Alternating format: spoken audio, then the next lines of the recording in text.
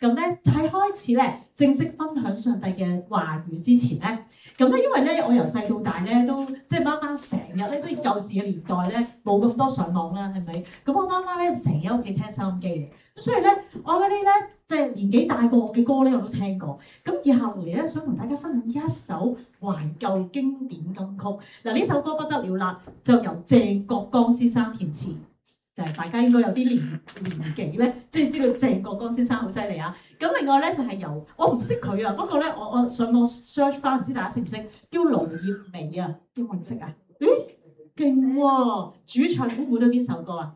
咁叻嘅你哋，好嗱，今日嘅講題係為什麼？呢首歌咧不謀而合，都係叫做為什麼。我特登咧揀咗第三節啊，同大家分享嗱，你喜歡可以跟住我一齊唱㗎。嗱首歌咧就即係同我差唔多大嘅啫，我都好學生，認下後生先。首歌係咁樣講㗎，為什麼竟會生病？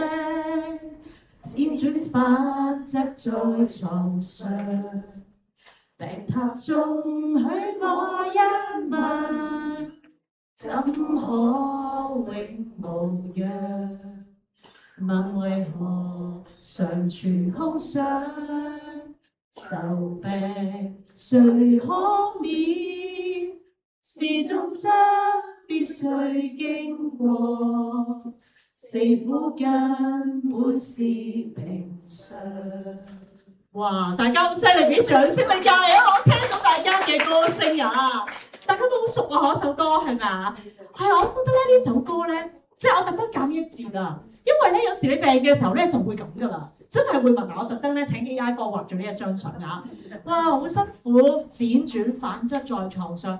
當我哋痛苦裏邊咧，有時忍唔住，就好似呢首歌嘅歌詞同埋歌名會問咩啊？為什麼咧？點解咧？嗱，其實有時咧好多問題咧都揾唔到答案㗎。就特別癌症咧，好多醫生都講，其實好多癌症咧係揾唔到原因嚟㗎。不過無論如何，感動嘅係乜嘢咧？就係原來問為什麼係上帝容許，亦都喺聖經裏邊咧親身出現過，因為係主耶穌都曾經問過嘅一個問題。嗱，今日咧會同大家進入聖經，我哋睇一睇耶穌到底人生裏邊幾時問過為什麼呢個嘅問題咧，亦都喺當中有啲咩啟迪俾到我哋咧？我哋咧進入聖經啦，好想同大家咧去讀出，今日會睇馬可福音第15章。熟悉聖經嘅你應該大概知道，去到15章已經係記載主耶穌被釘緊十字架一個情景裏邊。我哋會讀到由33節讀到41節。嗱，請大家咧一齊咁用心慢慢讀出經文，好嘛？馬可福音15章33到41節起。從聖靈到生初，天地都黑暗了。生初的時候，耶穌大聲喊着說：以羅以，以羅以，拉瑪撒巴各大利。翻出來就是我的神，我的神，為什麼離棄我？旁邊站着，唔好意思啊，記得咁添。好，35節，旁邊站着的人有聽見就說：看啊，他叫以利亞呢。有一個人跑去，把海蓉沾滿了醋，綁在葦子上，送給他喝，說：且等着，看以利亞來不來把他取下。耶穌大聲喊叫，氣就斷了，殿裏的幔子從上到下裂為兩半。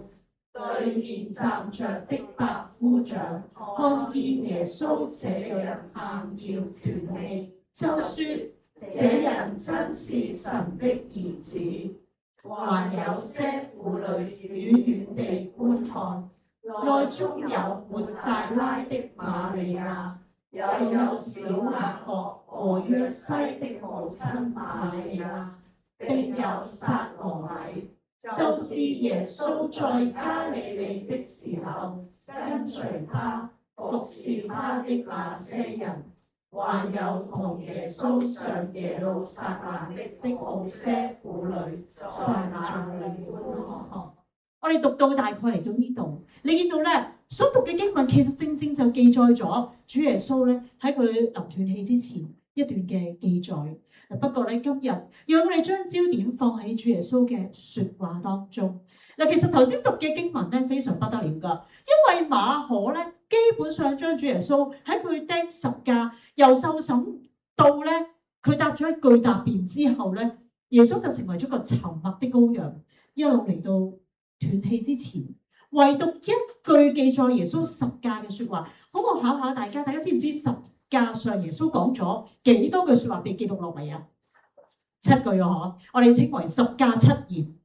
今日你頭先所讀嘅，正正係馬可福音裏邊就住十架七言裏邊唯一一句係記載咗落嚟㗎。嗱，今日咧我哋透過呢段聖經，我會將佢分做3個部分，並且咧我起3個小標題，每一個標題咧都會以一個咧景字作為結束去連貫住㗎。但願我哋能夠領受，問為什麼對我哋有啲乜嘢嘅啟迪同埋安慰啦。先嚟同大家睇第一個景，呢個景咧係一個非常非常嘅苦處境，我俾個名佢叫做咧絕對黑暗苦處境。我哋嚟睇第33節，33節嗰度話俾我哋聽一件事，就係從正午到申初，遍地都點啊？黑暗了。嗱，其實喺呢一個時刻之前發生咩事咧？同大家回一回帶，原來基本上咧就喺釘十架前嘅一晚。主耶穌佢經歷客西馬尼園迫切禱告，然後被捉拿之後咧，佢就隨即受到好多不公義嘅審訊啦，被鞭打啦，被侮辱啦，好痛苦輾轉。佢仲要唔係淨係受一次審訊，喺大祭司同埋咧比拉多當中翻來覆去嘅受審，最終被定罪。然而咧，主佢一整晚捱夜冇瞓過覺，去到早晨嘅時候，佢就要孭住沉重嘅十字架步上營地。接住落嚟咧，我同大家剖析一下咧，有啲時間嘅用語，可能你讀嘅時候就唔係好明啦。乜嘢叫從正午到申初咧？申初係咩時辰嚟嘅咧？原來猶太人咧，佢將日間咧劃分咗12橛嘅。咁啊點計法嘅咧？嗱，雖然猶太人咧係以傍晚嘅6點作為一日嘅開始，不過佢哋日間計算時間咧，大概以下呢個表咧就濃縮咗，亦都拼埋主耶穌喺成個佢受苦歷程裏邊咧，打從第一小時呢個咧猶太人喺日間清晨6點開始叫第1個鐘，所以之後接住咧耶穌其實係喺第3個鐘，聖經裏面稱為以初呢個時段咧，即係朝早9點，就係耶穌被釘十架嘅時間。而嚟到正午，亦都係第33節一開始，就係原文裏邊咧稱為第6小時。個計法就係由清晨6點打後數第6個鐘，即係幾多點啊？12點正啊！所以咧就譯做正午啊。喺正午呢個時候，其實一個烈日當空嘅時間，大家知道耶穌當時身處嘅巴勒斯坦地咧，係一個非常炎熱、乾旱、太陽直曬嘅時段。理論上呢個極之炎熱㗎。而耶穌佢喺佢斷氣嘅時候，聖經都有記載，當時係幾時咧？就係申初。申初嘅原文係第9小時，由清晨6點到第9小時，即係幾多點啊？下晝3點。呢個咧正係耶穌斷氣之時。簡單嚟講，第33節就係話俾我哋聽，中午12點到下晝3點，呢個理應上咧係全日裏邊最曬啦、猛烈太陽最炎熱嘅時間。但係竟然有一個怪現象係乜嘢啊？竟然個遍地都黑暗，成個地黑暗咗，仲要長達幾耐啊？3個鐘頭。如果大家咧有印象，琴日咧突然間天氣突變，好惡劣，紅雨啊，有冇印象啊？都冇3個鐘喎，維持咗大概都係好短時間，但係咧都足以令到教育局宣布咧下晝班停課，因為本來我女琴日可以去學校福音營冇得去啦，咁啊喊到就慘啊，喊到好似死咗阿媽咁。咁所以咧，我更加深刻係，哇！原來一陣間惡劣天氣都可以後果嚴重。你諗下，主耶穌釘在十字架上，由正午去到晏晝3點，係遍地都黑暗了。不過我想話俾你聽，呢個絕對黑暗嘅苦處境，又何止黑咁簡單？因為其實原來黑暗咧係具有象徵意義㗎。點解咁講咧？大家睇一睇呢幅圖，我等下請 AI 幫我畫。呢一幅圖咧正正反映咗原來喺舊約裏邊，黑暗咧象徵唔單止死亡，亦都象徵審判啊！上帝喺昔日拯救以色列人脫離埃及嘅時候，大家記唔記得第9災係咩啊？我寫咗出嚟嘅，其實黑暗自在。第10災咧就滅長子㗎啦，哇壓到最後尾咁滯㗎啦。呢一個尾二嘅災，黑暗自在，正好就係要讓我哋睇見上帝嘅審判要臨到埃及啊！因此咧，黑暗籠罩大地。如果你根據翻喺出埃及記第10章嘅記載，當時神叫摩西向天伸杖，並且咧因為佢伸杖嘅緣故，上帝就使到成個埃及地咧都黑暗咗。黑暗幾耐你知唔知啊？有冇印象啊？3個鐘，係估3個鐘啊！嗬，係3日啊！3日3夜黑喺埃及嘅遍地都黑暗，恐怖到個地步就係佢哋都唔敢喐。但係最神奇嘅係咩咧？就係以色列人嘅住處咧，卻有光喎。呢個好明顯係上帝嘅作為，亦都象徵住上帝嘅刑罰要臨到埃及當中。因此，其實黑暗籠罩大地係一個咧審判、死亡、痛苦、可怕嘅象徵。都唔單止咁，因為咧跳到去先知書嘅裏邊咧，阿摩司書都曾經咁樣講嘅。佢話：主耶和華説，到那日，我必使乜嘢啊？日頭喺幾時下落啊？係午間啊！午間喺個烈日當空嘅時候係唔可能黑暗，但係上帝透過呢個異象就係要話佢使到白晝都變成黑暗，因為上帝嘅審判要嚟到，亦都意味住原來主耶穌佢唔單止被掛在十架上受痛苦，唔單止喺遍地黑暗裏邊受痛苦，呢個苦處境更加反映主耶穌承受緊從神而嚟因為人罪嘅問題，佢承擔咗所有人嘅罪債。喺一個好痛苦嘅處境裏面，甚至彷彿同神分離一樣。因此呢個絕對黑暗苦處境咧，就帶我哋進入經文嘅第2個景。呢個景係乜嘢咧？呢個景就係主耶穌喺十架上，亦都係馬可福音喺十架7年裏邊唯一一句有記載嘅説話。呢一個係問究竟。主耶穌佢喺絕望傷痛底下。問究竟，問為什麼？我哋再翻到經文裏邊，時間撥到去申初，仲記唔記得即係幾點啊？下晝3點嘅時候，耶穌幾乎要斷氣，但喺佢未斷氣之前，佢用盡力氣大聲嘅呼喊，佢講咗一句説話，我哋就咁讀咧都覺得甩咳啊！嗬。伊羅伊，伊羅伊，拉馬撒巴各大利。嗱，呢一句説話其實由亞蘭文，即係耶穌年代佢哋通用嘅語言去翻譯出嚟嘅，所以我哋就唔係好明啊！嗬，因此括號咧就將嗰個嘅意思翻譯出嚟。耶穌講説話嘅意思係咩咧？就係、是、我嘅神啊，我嘅神，為什麼離棄我？我要俾大家知道一件事，就係、是、馬可福音咧，成個第15章一開始記載耶穌。但係被帶到比拉多嗰度受審，由第2節，比拉多問：你係猶太人嘅王嗎？呢個問題之後咧，耶穌講咗一句説話，係你講嘅，就係咁答一答啫。從此之後，由第2節一路數到落嚟第34節，喺馬可嘅筆下，主耶穌一句説話都冇講過，亦即係話主耶穌以一個沉默的羔羊咁樣嘅形象。一路步向十字架，被釘十字架，半句説話都冇講過，直到嚟呢度34節，係主耶穌將要斷氣之前，喺十架7言裏邊唯一一句馬可記載嘅説話。不過我仲要同大家講講呢句説話極之有分量。點解呢？因為當我諗馬可佢淨係記呢一句，咁前後耶穌講咗啲乜嘢咧？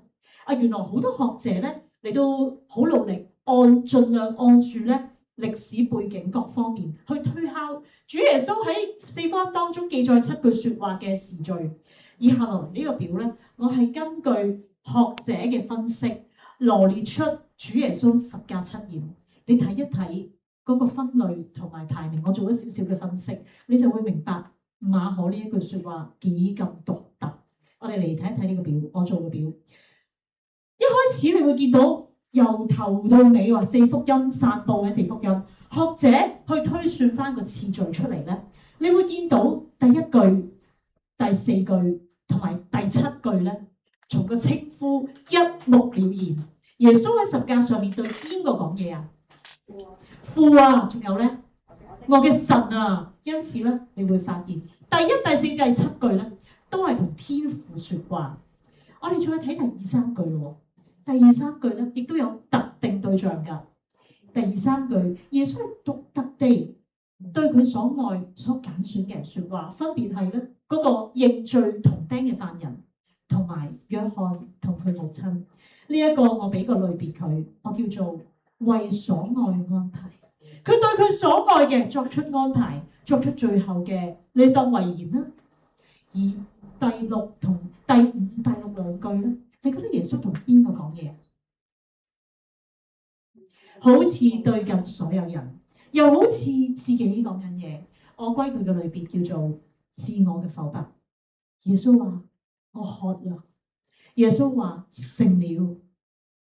弟兄姊妹，如果你會咁樣睇嘅時候，耶穌喺十架七言裏邊咧，只係作過3次禱告，而呢3次禱告裏邊，分別喺第1、第4、第7。最特別嘅係第4句，因為第4句你話係禱告咩？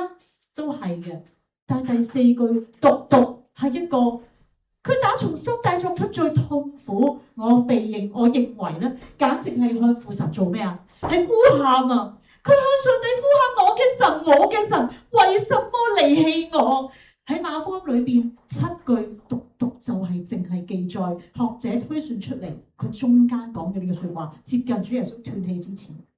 各位弟兄姊妹，讓我哋再嚟到剖析一下耶穌呢句說話，你會更深感受到耶穌呢句說話係何等嘅痛苦，你都講出嚟係幾咁嘅絕望。點解我咁講呢？喺經文裏邊咧，耶穌接連講伊羅爾，伊羅爾呢個翻譯為我嘅神啊，我嘅神。你諗下耶穌咧，釘喺十架上，每吸一口氣都好痛苦，因為地心吸力嘅緣故，其實成個人向下墜。佢每一次要喐動個橫膈膜，以致佢呼吸到唔會窒息致死啊！佢都要用盡佢所有嘅力氣，都會扯到所有釘住主耶穌嘅傷口，好痛。但係喺咁痛嘅裏邊，佢竟然接連2次講咗乜嘢啊？我嘅神，我嘅神。你可以感受到主耶穌嗰一份嘅痛苦，嗰一份嘅迫切，嗰份不解，嗰份無奈，嗰份痛苦。的確，黑暗籠罩大地，因為眾人嘅罪當時就壓住在主耶穌身上。甚至佢問咗一個問題，佢唔問為什麼我釘十架，佢問乜嘢啊？為什麼離棄我？主耶穌，佢就係太初嘅道，道與神同在，道就是神。從來冇與上帝分離，即使佢以人嘅樣式在地上，其實佢都有100% 嘅神性。不過就喺佢掛在十架上，遍地都黑暗了嘅呢3個鐘，眾人嘅罪亦都歸喺佢身上，壓住喺佢身上嘅時候，佢經歷嘅係神嘅離棄。你想象到主耶穌唔單止肉體痛楚，佢嘅心靈去到無比嘅痛楚，因此佢冇辦法幾辛苦去呼吸，佢都要大聲嘅作出呢一個向天父嘅吶喊：我嘅神，我嘅神，為什麼離棄我？不過呢個禱告俾我哋好深嘅感動，因為原來我哋係唔孤單㗎。我相信在座裏面，無論你自己或者你嘅至親，可能正值喺癌症病患當中。可能亦都過去經歷過病患，你好深感受到，正如頭先 Winnie 帶我哋敬拜嘅時候都講過，可能一諗起遇見神就係諗起咧，當化療嘅時候、電療嘅時候、痛苦嘅時候，主耶穌雖然佢冇經歷化療、冇經歷電療，但係佢在十字架嘅痛絕對唔會比我哋經歷電療、化療輕。佢痛苦裏邊，佢問神為什麼離棄我？呢一個俾我哋好大嘅啟迪係主耶穌。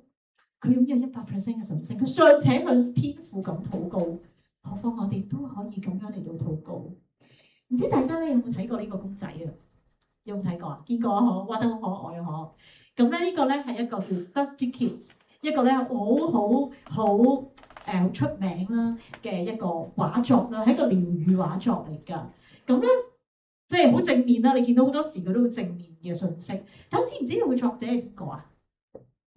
畫作者係啦，其實好後生喎。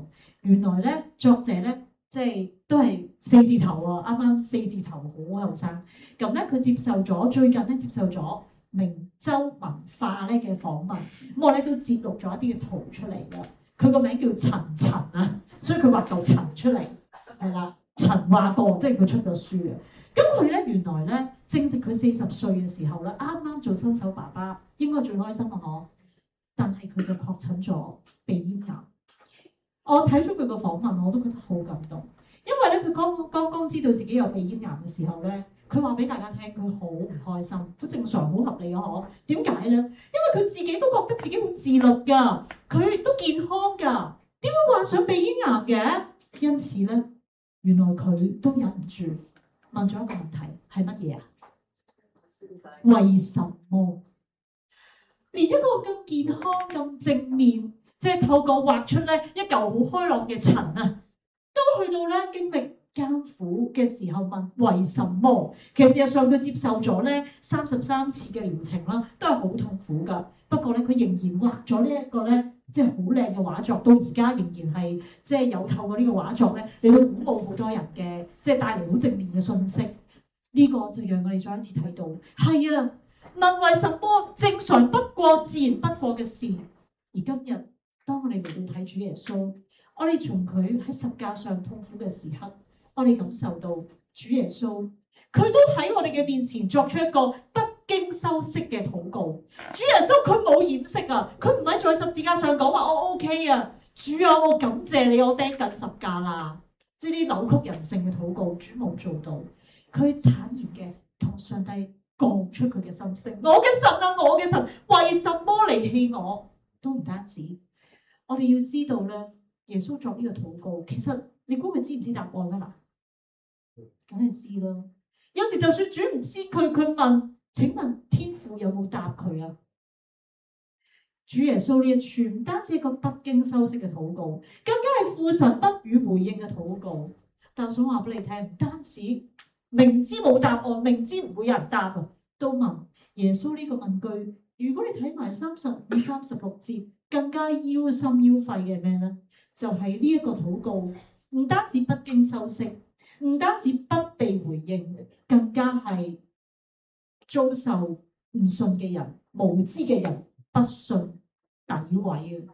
點樣不信法咧？第35節嗰度講看啊，佢叫以利亞，點解會無端端關以利亞事咧？因為咧。一開始叫伊羅爾呢個字咧，喺即係個譯音上咧，係同以利亞嘅譯音好近，所以啲人聽錯，而且咧，以利亞一路都對猶太人嚟講咧係救主先鋒，所以啲人就誤會耶穌啦。哇！你睇佢頂唔住啦，佢而家咧求救主去呼救，哇！呢個對主耶穌大大嘅侮辱啊，都唔單止。36節更加提到咧，哇！有人跑過去。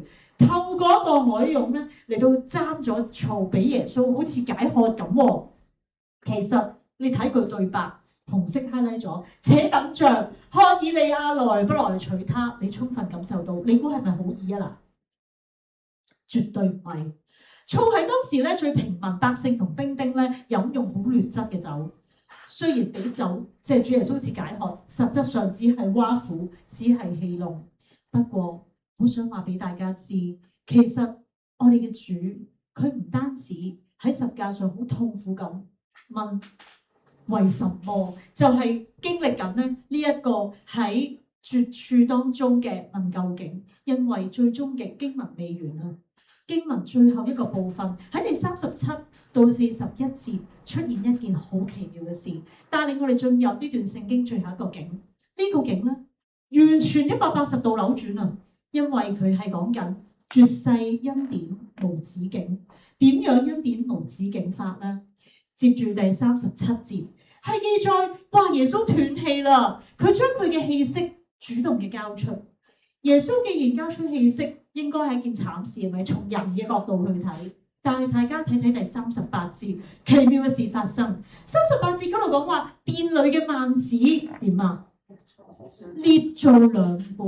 嗱，呢個裂做兩半咧，非常不得了㗎。點解咧？睇一睇呢幅圖，呢一個咧就係當時咧模擬啦，畫翻當時聖殿嘅幔子。基本上有兩個幔子㗎，除咗最外邊咧嘅嗰個分隔住咧外院啦，同埋即係裡面聖所嘅嗰個幔子之外，更重要就係再裡面一浸嗰一塊咧，就係由藍色、紫色、朱紅色線細麻織成編織而成，好厚身嘅呢塊布咧，超級厚身喺裏邊咧嘅一個幔子，佢係分隔中間嗰嚿我哋叫聖所，同埋再入邊啲嗰嚿叫做至聖所，一幅咁嘅幔子。呢幅幔子不得了啦，因為佢阻隔住至聖所裏邊咧一個好寶貴嘅，哇！簡直係咧不能夠僅見嘅嗰個係乜嘢咧？就係約櫃。約櫃上面有施恩座，呢一個約櫃施恩座咧，基本上係與人隔絕㗎，因為佢係象徵神同在一個好重要嘅明證。而喺呢一度咧，我可以話俾你知，大祭司啊，都只係一年只有一次，仲要係帶着血，好敬畏、好敬虔咁，先至可以咧經過呢個幔子進入至聖所嚟到去行贖罪祭，去贖罪之禮，你就可以知道咧，呢個幔子厚厚嘅幔子，佢其實係一個阻隔人同埋神一個好重要嘅一個阻隔嚟嘅。但係主耶穌斷氣嘅一刻，神奇嘅事發生啊！就係呢個幔子點啊，竟然裂開，彷彿就係話俾我哋知道，咦？主耶穌將人同神嘅阻隔全然分開。不過經文裏邊仲有一個細節咧，係我哋唔能夠忽視㗎。不過喺講呢個細節之前咧，我想邀請當中一位勇敢嘅弟兄或者姊妹，請你出嚟幫我做一個示範，對住鏡頭啊！有冇咁樣願意嘅領袖？好簡單，唔使擔心。呢個嘅示範，只要你對手唔係跛嘅咧，就可以做到㗎啦。有冇人願意啊？自願啦，一位就得㗎啦。有冇啊？冇我欽點㗎咯喎。有冇願意啊？冇，咁我就請 Johnson。我哋俾啲掌聲，多謝 Johnson。呢個示範真係好簡單，所以你一啲都唔需要擔心。好啦，請你對住鏡頭做喎。我睇到嘅可係咪啊？對住鏡頭做。嗱，喺阿 Johnson 手上面咧有一張寫住咩啊？廢紙嘅廢紙，等大家知道係廢紙。請 Johnson 咧在我哋面前咧撕爛佢。好，唔該晒，示範完畢，我哋俾掌聲佢。我而家做完㗎啦，嗱，我手唔係跛嘅咧就做到㗎啦。唔該晒 Johnson。有冇留意咧 Johnson 係點樣撕爛張紙嘅？冇錯 ，exactly。大家望一望經文，幔子嘅裂開唔係破碎，幔子嘅裂開咧唔係爛咗，幔子嘅裂開係從上到下，好似撕爛一張紙咁。亦都係一個好奇妙嘅一個明證，就彷彿好似上帝因着耶穌斷氣，佢成就咗救恩，佢從上到下，佢要將一張紙從上到下撕開兩半一樣，將幔子阻隔人神嘅呢一個隔閡完全嘅撕裂。呢個係上帝親自讓人透過耶穌嘅救恩重回到上帝嘅身邊。各位親愛弟兄姊妹，都唔單單係咁。當我哋見到呢個咁奇妙異象嘅時候，其實經文仲未完，因為接住落嚟39到41節出現好多人。嗱，呢啲人嘅裏邊咧，都俾我哋見到，原來上帝嘅恩典係無止境到咁噶。其實幔子能夠裂開已經係好大恩典。你諗下，大祭司啊，都只能夠一年一次帶着血先至可以經過幔子，但係而家上帝親自撕開，讓人可以透過耶穌去到神嗰度，呢個極大嘅恩典。但係呢個恩典無止境到個咩地步咧？我哋睇埋39到41節，唔講你真係唔知。好，請問你幫我數一數39到41節出現咩人啊？百夫長啦，仲有咧？係啦，好多婦人啦，係啦，有數名嘅有邊啲啊？抹大拉瑪利亞好不得了㗎，因為耶穌咧佢曾經有7隻鬼咧，即係耶穌幫佢從佢身上趕出。好，跟住仲有邊個？小雅各約西嘅母親瑪利亞，知唔知佢係邊個嚟㗎？其實嗰個係耶穌嘅母親瑪利亞。好，跟住撒羅米咧，有冇人知佢係邊個啊？撒羅米咧，其實就係2位門徒西比泰嘅兒子兩個門徒，知唔知邊兩個啊？雅各、約翰嘅媽媽就係撒羅米。呢啲嘅婦人，佢哋都一直跟隨耶穌，甚至有一啲咧都從耶穌上耶路撒冷嘅婦人，佢哋都見證住耶穌被釘，甚至難過。如果唔係咧，佢哋唔會咧清早都未太陽都未出，清晨嘅時候咧，一個安息日即刻走去墓嗰度咧要膏耶穌。不過我好想特別去提嘅係39節出現咗一個好另類嘅人物，嗰個係邊個啊？喺39節裏邊，點解我話另類咧？因為後邊40節打後數嘅全部都係女人嚟㗎，唯獨是39節出現咗個男人。仲有一個好特別嘅，就係34、41節出現嗰啲咧，都係猶太女人跟開耶穌㗎，屬耶穌㗎，愛耶穌㗎。但係39節呢個咧，可以話係一個外邦嘅男人。哇，點解講咧？呢度嘅百夫長咧，你唔好以為一般嘅百夫長，佢非一般嘅。因為咧，其實原來所謂嘅百夫長咧，其實係一個軍官。呢個軍官係專負責咧幫羅馬帝國，因為咧十架係羅馬極刑嚟㗎當時。佢係幫羅馬帝國咧去作刑場上面咧去嗰啲叫做監測住啊嗰啲兵丁行刑嘅刑官啊。即係話呢個人咧嘅常咧就喺刑場上，佢工作佢嘅執行嘅職務就喺刑場上面睇住死刑進行。哇！你諗下一咁樣嘅官，你估佢見住啲死人多唔多啦？多到不得了啦！不過呢一個外邦唔認識耶穌，真係唔認識耶穌嘅百夫長，一個咁樣嘅死刑嘅監察者嘅軍官，喺耶穌斷氣嘅時候，佢講咗一句説話，佢講咩啊？呢個係好 amazing 嘅説話，我哋有時睇聖經 miss 咗。原來一個唔認識耶穌嘅人，竟然嚟到話：哇！呢個真係神兒子，點解佢會咁講咧？你諗下一個咧執行慣死刑嘅一個軍官，係咪睇慣有啲人點死咧？咁通常一般人點樣死咧？有啲學者研究認為釘十架呢個極刑咧，其實係耗盡所有人嘅力氣㗎，因為每呼吸一下咧都耗盡所有力，所以一般嚟講咧，釘十架死嘅人咧，佢哋一般係喺慢慢已經頂唔住昏迷，所以咧安安靜靜咁咧就會離世。呢個係十架死咧，一般好一般嘅死法。但係主耶穌嘅死法係絕對非一般。主耶穌嘅死法係點㗎？這樣乜嘢啊？點樣斷氣法啊？喊叫啊！記唔記得頭先咧馬可淨係記載嗰句説話？耶穌講嘅時候，馬可點寫啊？係大聲嘅去呼喊我嘅神，我嘅神，為什麼離棄我？係大聲去講出，呢個係好不一樣。而且斷氣呢個字喺原文裏邊更加係講緊主動交出自己嘅靈魂。耶穌唔係被動地被殺，耶穌係主動的離開。耶穌嘅離開係大聲嘅喊叫，以致到呢個睇慣嗰啲嘅即係執行死刑嘅人點死嘅人，佢都覺得好驚訝。哇！咁樣死法，呢個真係神嘅兒子啊！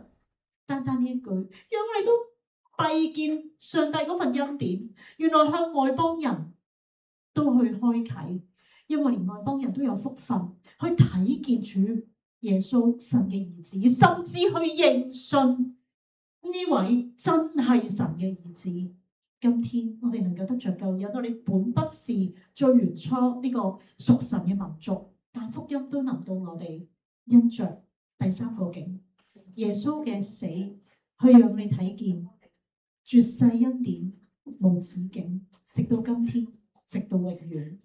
有時我哋會唔明白點解我哋面對病患，有時我哋病患裏邊我哋都不敢去問點解。神啊，你唔係睇見嘅咩？你唔覺得我而家好慘嘅咩？的確，可能我哋嘅境況有時真係好慘，但願今日呢一個馬可福音裏面嘅記載，再一次讓呢三個景都鼓舞我哋嘅心，好唔好啊？我哋同耶穌冇兩樣，因為耶穌都同我哋一樣經歷過第一個景，絕望、黑暗、苦處境。我哋嘅處境有幾艱苦都好啦。其實如果與喺十架上被釘受刑痛苦，甚至遍地黑暗3小時，同我哋嘅主去對比，可能我哋嘅苦唔算得。不過我哋唔單止感恩，上帝讓我哋知道耶穌能夠明白全然理解我哋嘅苦，因為仲有第二個景，仲記唔記得係乜嘢啊？就係我哋可以問究竟喺絕望傷痛當中，主耶穌發出十架裏邊最痛嘅一句：我嘅神，我嘅神，為什麼離棄我？一個不經修飾嘅禱告，一個上帝唔會予以回應嘅禱告，甚至引嚟未信者、無知者不信毀謗嘅禱告。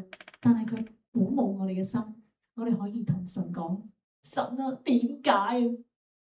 而最後黑暗唔係結局，因為結局係第三個景，係絕世恩典無止境。因為我哋知道神嘅恩典因着耶穌嘅受苦，讓所有人能夠因信耶穌基督得拯救。無論我哋嘅病最後係醫得好，係醫唔好，甚至可能我哋咧要同佢共存，願意我哋嘅心都緊緊依靠呢位曾經受苦，甚至曾經問天父，你可以話係質問天父為什麼嘅主耶穌。我哋同低頭禱告啊！主，我哋有時唔明白，咁我哋咧，或者我哋嘅摯愛家人會陷喺好豐富嘅處境裏邊。